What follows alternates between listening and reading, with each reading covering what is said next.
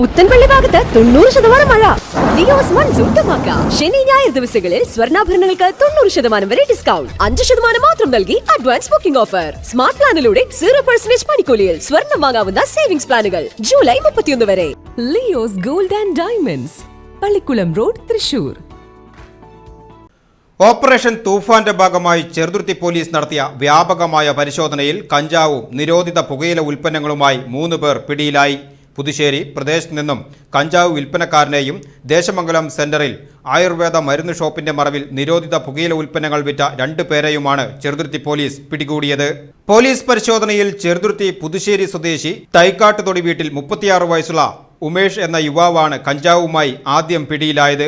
ഇയാളെ ചോദ്യം ചെയ്തതിന് പിന്നാലെ പോലീസ് നടത്തിയ വ്യാപകമായ പരിശോധനയിലാണ് ദേശമംഗലം സെന്ററിൽ ആയുർവേദ മരുന്ന് ഷോപ്പിന്റെ മറവിൽ നടന്നുവന്ന വൻ ലഹരി വിൽപ്പന പുറത്തു കൊണ്ടുവന്നത്. തമിഴ്നാട്ടിൽ നിന്നും കോഴിത്തീറ്റ കൊണ്ടുവരുന്ന ചാക്കുകളിൽ അതീവ രഹസ്യമായി ഒളിപ്പിച്ച് കടത്തിക്കൊണ്ടുവന്ന നിരോധിത ലഹരി ഉൽപ്പന്നങ്ങളാണ് പോലീസ് സംഘം ഇവിടെ നിന്നും പിടിച്ചെടുത്തത്. സംഭവവുമായി ബന്ധപ്പെട്ട് ദേശമംഗലം സ്വദേശികളായ പല്ലൂർ കളപ്പുരയ്ക്കൽ 39 വയസ്സുള്ള മഹേഷ്, ദേശമംഗലം കക്കിരിയത്ത് 48 വയസ്സുള്ള സുനിൽകുമാർ എന്നിവരെ പോലീസ് അറസ്റ്റ് ചെയ്തു. ഇവരുടെ പക്കൽ നിന്നും വിവിധ ബ്രാൻഡുകളിലായി സൂക്ഷിച്ചിരുന്ന 500ഓളം പാക്കറ്റ് നിരോധിത പുകയില ഉൽപ്പന്നങ്ങൾ പോലീസ് കണ്ടെടുത്തു. സ്കൂളുകൾ കേന്ദ്രീകരിച്ചായിരുന്നു പ്രതികൾ പ്രധാനമായും ലഹരി വിൽപ്പന നടത്തിയിരുന്നതെന്ന് പോലീസ് വ്യക്തമാക്കി. അറസ്റ്റിലായ പ്രതികളെ കോടതിയിൽ ഹാജരാക്കും.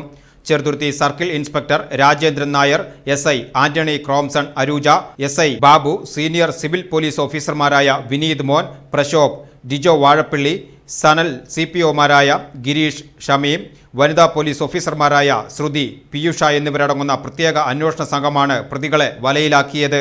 ഇതോടെ ഓപ്പറേഷൻ തൂഫാന്റെ ഭാഗമായി ഒട്ടനവധി ലഹരി കേസുകളാണ് ചെറുതുരുത്തി പോലീസ് പരിധിക്കുള്ളിൽ പിടികൂടിയിട്ടുള്ളത്.